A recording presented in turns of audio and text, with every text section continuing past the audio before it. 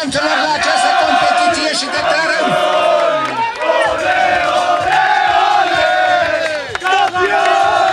declarăm ediția 4-a a Spartachedă de vară de turneului de mini-fotbal 2016 încheiată. Urăm succes echipelor participante și la anul să fim cu toții sănătoși și mai bine pregătiți.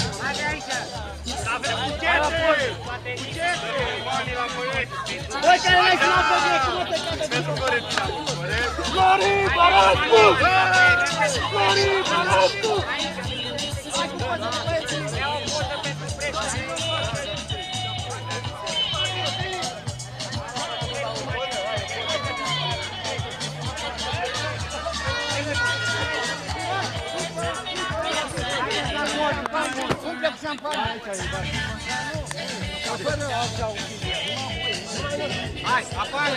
Nu mai e echipa, dar!